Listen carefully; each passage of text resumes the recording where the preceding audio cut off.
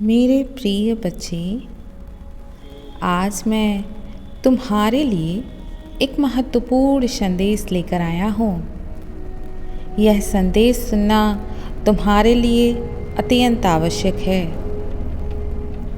इसलिए इस संदेश को किसी भी परिस्थिति में अनदेखा या बीच में छोड़ने की गलती मत करना प्रिय। इस संदेश को अंत तक ध्यानपूर्वक पूर्ण सुनना बच्चे। मेरे प्यारे बच्चे, तुम्हारा प्रेमी तुम्हें बहुत ज़्यादा याद कर रहा है। वह केवल तुम्हारे ही ख्यालों में डूबा हुआ है मेरे प्रिय। इसी कारण आलस के मारे वह पूरा दिन अपने बिस्तर पर पड़ा रहता है, क्योंकि चारों तरफ से तुम्हारी यादों ने उसे घेर रखा है। वह अभी बहुत ज़्यादा दुखी है, इस बात को सोचकर, इस बात के लिए कि वह तुम्हारे लिए कुछ भी नहीं कर पा रहा है जैसा वह तुम्हारे लिए करना चाहता था। उसके मन में जैसी ख्वाहिशें थीं, तुम्हें उस प्रकार सजा के रखने का, निखारने का, संवारने का वह कुछ भी नहीं कर पा रहा है और ना ही तुम्हारे पास आ पा रहा है।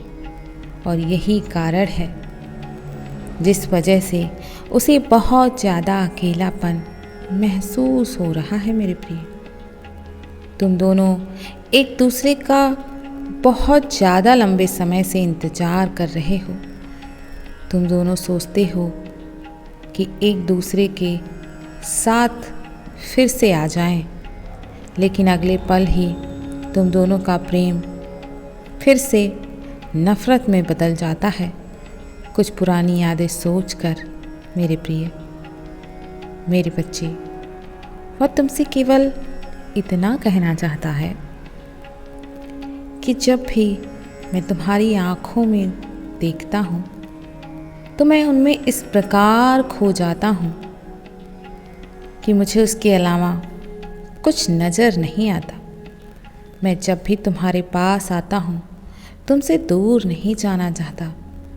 ऐसी छवि तुम्हारी मेरे मन में बन चुकी है। मैं तुमसे कभी दूर नहीं रहना चाहता। मैं दिन दिन भर तुम्हारे साथ रहना चाहता था, बातें करता था तुमसे।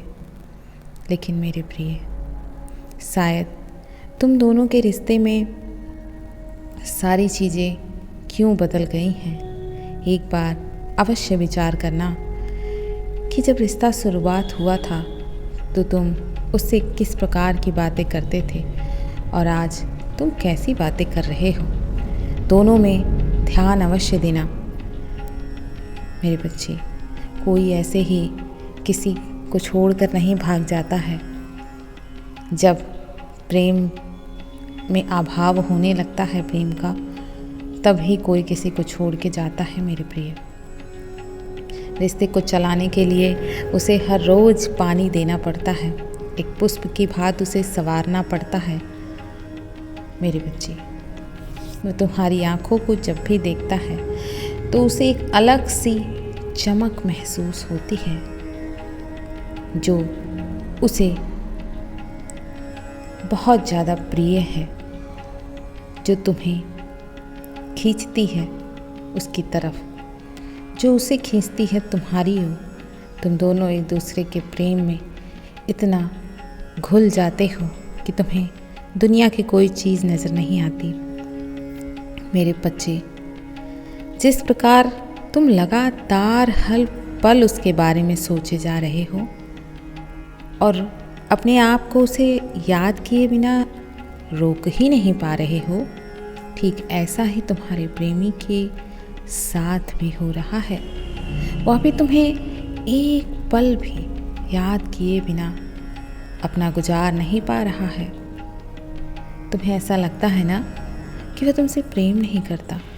नहीं मेरे प्रिय, वह तुमसे बहुत प्रेम करता है। वह तुम्हें छुप छुप कर देखा करता है मेरे प्रिय।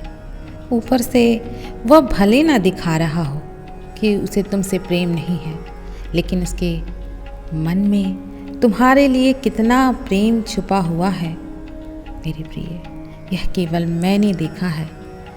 वह तुम्हारे लिए उसी प्रकार चीखता चिल्लाता है, रोता है जिस प्रकार तुम उसके लिए रोते हो मेरे बच्चे।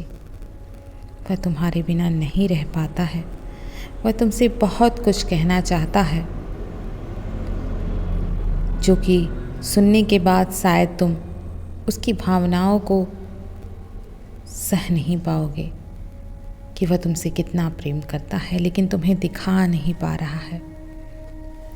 हालातों ने उसे सबकी नज़र में गलत साबित कर दिया है मेरे प्रिय। तुम दोनों का केवल इस जन्म का नहीं, जन्मों जन्म का प्रेम है। जन्मों जन्म के साथी हो दोनों। तुम बहुत खुशनसीब हो कि तुम्हें ऐसा प्रेम करने वाला साथी मिला है, क्योंकि मैं जानता हूँ कि तुम्हारे अलावा उसके दिल में अब कोई अन्य नहीं आ सकता। सदैव तुम ही बने रहोगे उसके जीवन में मेरे प्रिय।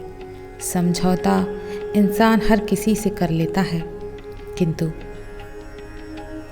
जो प्रेम होता है वह किसी अन्य से नहीं हो पाता है। वह एक बार जिससे हो गया उसी से हो जाता है। उसके बाद वह आकर्षण होता है केवल, जो कुछ महीने बाद समाप्त हो जाता है, किंतु प्रेम जीवन भर चलता ही रहता है।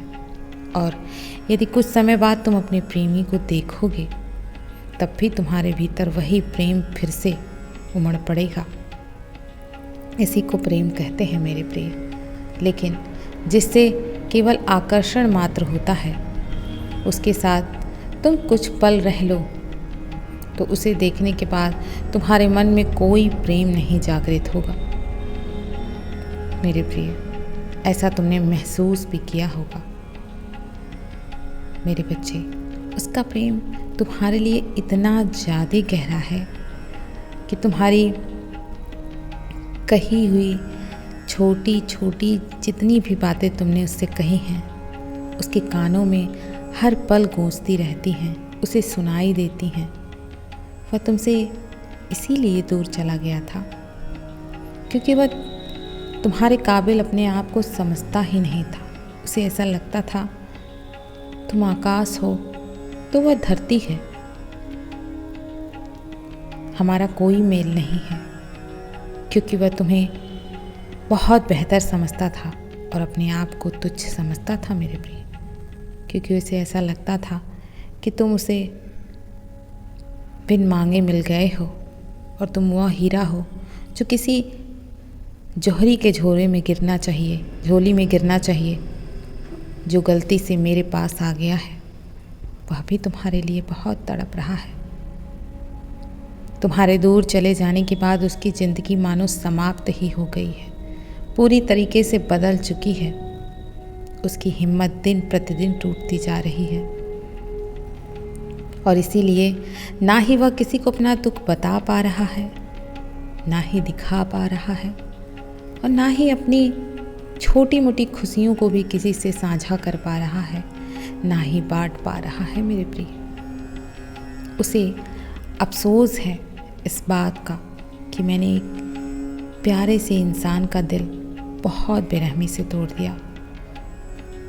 वह अपने आप को तुम्हारी योग्य बना रहा है, बहुत मेहनत कर रहा है। वह सोचता था कि मैं उससे दूर हो जाऊंगा तो सारी चीज़ें सही हो जाएंगी, वह भी खुश हो जाएगा, लेकिन वह समझ रहा है कि तुम्हारे बिना उसका जीना मुश्किल हो गया है, नहीं रह सकता वह तुम्हारे बिना। इसीलिए वह अपने आप को फिर से तुम्हारे योग्य बना रहा है ताकि वह फिर से तुम्हें पा सके मेरे प्रिय, अपने जीवन में ला सके, तुमसे प्रेम कर सके, अपने प्रेम का इजहार कर सके, अपनी बातों को खुलकर तुम्हारे सामने रख सके। लेकिन उसके मन में एक ही डर है कि मैं उसके साथ फिर से रिश्ते में आ जाऊं और उसे वह खुशियां ना दे सकूं जिसकी वो सच में हकदार है। यही सारी विचार उसके मन में इतना उथल पचल मचा रहे हैं कि वह तुम्हारी खुशियों को तुम्हारे पास लौट आना चाहता है, तुम्हारे पास वह आना चाहता है मेरे प्रिय।